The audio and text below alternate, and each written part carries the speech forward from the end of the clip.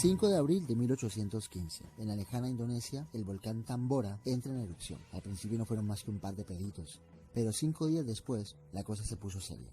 El estallido fue de tal calibre que la columna de humo y cenizas alcanzó la estratosfera, o la estratosfera, que se pronuncia diferente según donde estés. Primero subió hasta llegar a los 43 kilómetros de altura, y después, esa cortina tupida y gris se extendió y oscureció el hemisferio norte del mundo durante el siguiente año y medio. El sol lo tapó, y el año de 1816 pasó a la historia como el año sin verano.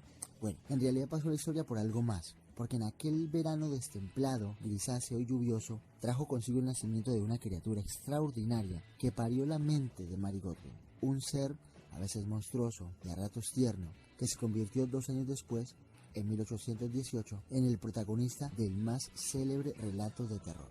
Mary ya se había cambiado su apellido de soltera, el Godwin, por el de Shelley, y la criatura llegó al mundo gracias al Dr. Frankenstein. Hoy una de miedo, o una de excéntricos, según se mire. Arrancamos.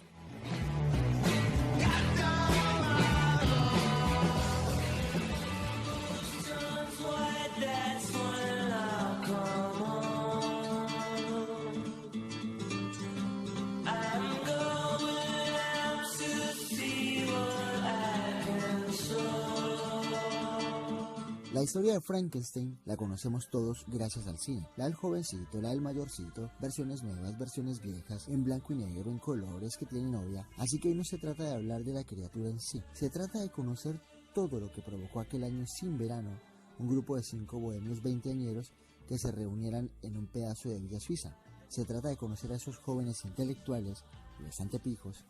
Y se trata de saber por qué Mary Godwin pasó a ser Mary Shelley, y se trata sobre todo de saber si todo fue producto de la imaginación de una autora o si fue que se fumó algo, que también.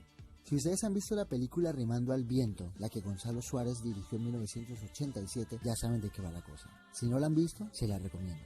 Buenísimo. Y para quien no lo sepa, pues se lo voy a contar, que para eso estoy aquí. Pero antes conozcamos a los personajes y sus circunstancias. Situemos el escenario y el contexto. Metámonos en la atmósfera adecuada, porque si no llega a ser por aquella erupción del volcán indonesio en 1815, si no llega a ser porque en 1816 no hubo verano, si no llega a ser porque aquellos 5 personajes coinciden a orillas de un lago suizo, Mary Shelley no hubiera publicado su relato 2 años después, y en el año 2018 no se habría podido conmemorar el bicentenario del nacimiento de Frankenstein. Tenía que presentarse un marco adecuado e incomparable, sobre todo incomparable. Frankenstein no habría sido nada ni nadie sin aquel marco incomparable que era Villa Diodati.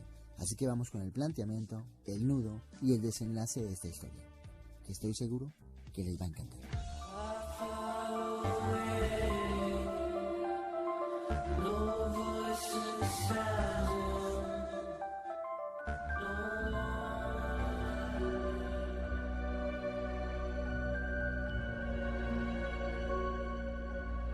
Planteamiento. Primero conocer a los 5 amiguetes que se fueron a pasar aquellos días de verano de 1816 a la Riviera Suiza. Primero las chicas, por supuesto.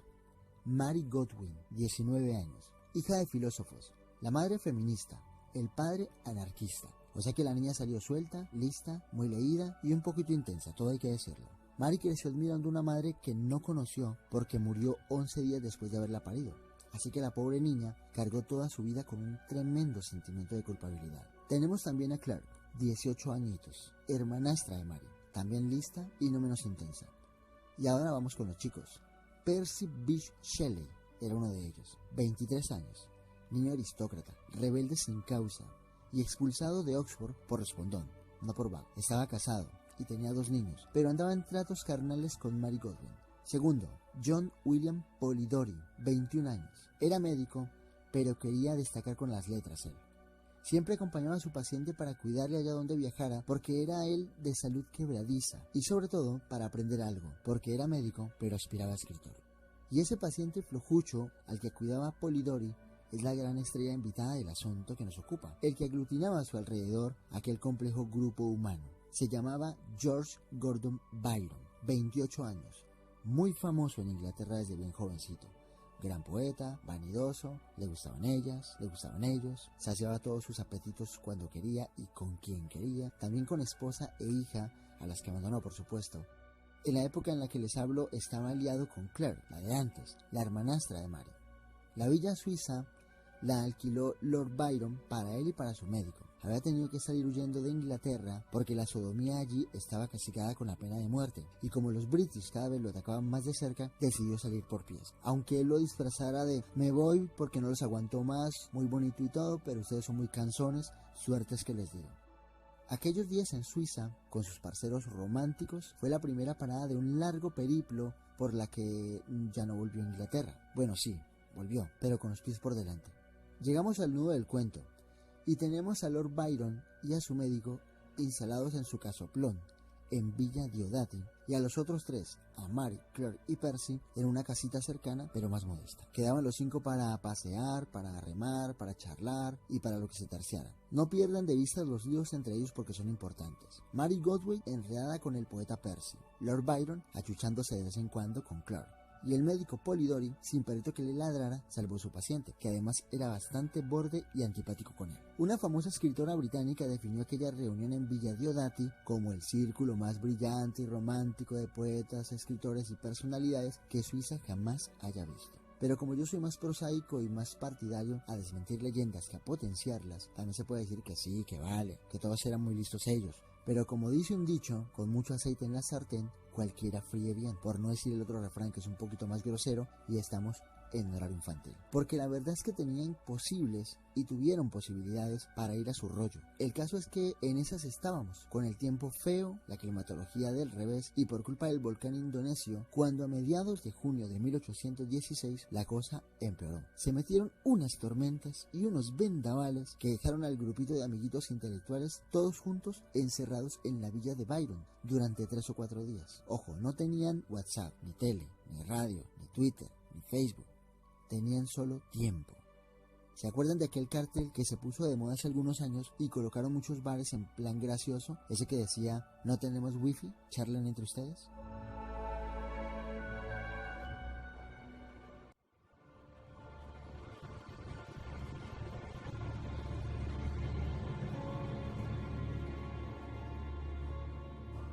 Pues eso fue lo que hicieron nuestro quinteto durante sus días de encierro forzado. Hablar entre ellos. Charlaban, reían, leían. Y como los 5 eran amantes de lo gótico, jugaban a meterse miedo contando relatos fantásticos y leyendo cuentos de terror mientras la lluvia, arreciando fuera, el retumbar de los truenos y el golpeteo de las ramas en los ventanales ponía el decorado perfecto. Lord Byron propuso que, aprovechando que estaban sugestionados por el entorno y por las lecturas, y mientras el tiempo no mejorara, ¿por qué no escribir cada uno un relato de terror? A ver qué salía de ahí.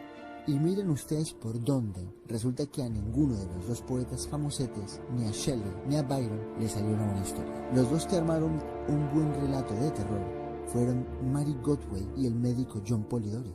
Mary escribió la historia de un doctor llamado Frankenstein, que por dar vida a un muerto acabó creando un monstruo. Y Polidori escribió un relato que llamó El vampiro, que va de un aristócrata inglés muy gomeloel, muy pijo, muy refinado, culto, vanidoso y muy borde, que se dedicaba a seducir jovencitas para chuparles la sangre.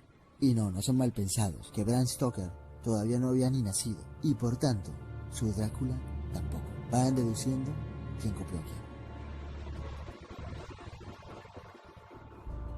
Según contó la propia Mary, la inspiración para el relato del monstruo le vino por una horrible pesadilla, una de aquellas noches de tormenta encerrada en Villa Diodati, porque aún no se los he contado. Pero el grupito de veinteañeros le pegaba a los opiáceos, al Laudan en concreto. Lord Byron para sus dolencias, Mary dice que porque le ayudaba a dormir, la otra que porque estaba depre, y el otro porque sí. No me extraña pues que Mary contara que soñó, y aquí abro comillas, con un estudiante de artes impías de rodillas junto al objeto que había armado y que vio el horrible fantasma de un hombre extendido que por obra de algún motor poderoso cobrara vida y se ponía de pie con un movimiento tenso y poco natural. Cierro comillas. Hombre Mary, pues claro, si te acostas hasta las cejas del Láudano, pues son cosas raras. El médico John Polidori, sin embargo, puso menos ensoñación y más mala leche a su relato, porque el protagonista de su relato, el vampiro, el aristócrata chulo, borde, vanidoso, pijo, era clavadito a su paciente, a Lord Byron, al que únicamente soportaba porque el estar a su lado le permitía estar en la pomada de la intelectualidad, en la crème de la época. Y tranquilos, ya estamos en el desenlace. La violenta tormenta que mantuvo al grupo encerrado aquellos 4 días se fue como vino, con viento fresco. Todos continuaron con su plácido descanso suizo, y cuando terminó agosto, para Mary, Percy y Claire llegó el final de aquellas vacaciones de 1816, el año sin verano. Lord Byron no podía volver a Inglaterra, así que continuó un par de meses más en Villa Diodati, y luego siguió de viaje por Europa con John William Polidori. Clark tuvo meses después una hija de la que por supuesto el papá Byron se desentendió. John Polidori acabó suicidándose con cianuro, seguramente harto de aguantar a su insoportable paciente, pero no sin antes ver publicado su famoso relato El vampiro. Percy y Mary pudieron casarse porque la esposa de él también se suicidó, o eso hicieron parecer, vaya usted a saber. De ahí que cuando el relato Frankenstein o el eterno Prometeo, que así también se conoció en esa época, se publicara firmado, porque al principio fue anónimo, y apareciera ya como Mary Shelley y no como Mary Godwin. Pero ¿por qué lo llamó el moderno Prometeo? Cuando Mary Shelley escribió su inicial relato inspirada por aquella pesadilla que dijo tener sobre un médico que daba vida a un muerto a base de enchufarle electricidad, además de que los opiáceos ayudaran lo suyo, puede que también anduviera sugestionada por los experimentos de un señor llamado Luigi Galvani. Ese tal Galvani era un investigador que allá por 1780 estuvo haciendo experimentos con ranas muertas, provocándoles convulsiones en las ancas, en las patas. Resulta que un día tocó accidentalmente con su bisturí un gancho de cobre del que colgaba una rana cadáver. Aquello produjo un chispazo al contacto y la energía que pasó al batracio hizo que las patas se contrajeran. ¿Qué pensó Galvani? Que el bicho producía electricidad y lo llamó electricidad animal. Pero era al revés. La descarga eléctrica exterior provocó que los músculos de la rana muerta se contrajeran. Pero bueno, eso ya lo sabemos hoy en día. El caso es que años después, un sobrino de ese señor, de Galvani, que se llamaba Giovanni Aldieni, hizo en Londres una espectacular demostración. Pero esta vez, en vez de ranas, lo hizo con el cadáver de un criminal que había sido ejecutado. Agarró unas pilas de zinc que acababan de inventarse y las conectó a unas varillas de metal conectadas a distintas partes del cadáver. Arreó unas cuantas descargas y el muerto dio un par de brincos. Dicen que hasta se le abrió un ojo y se le movió la mandíbula. Esos experimentos continuaron haciéndose y Mary Shelley los conocía, y como además soñaba cosas raras por culpa del láudano, su imaginación usó un fantástico cóctel y de allí salió la criatura del Dr. Frankenstein, de un reo ejecutado que revivió al enchufarle electricidad tormentosa. Ahí los dejo.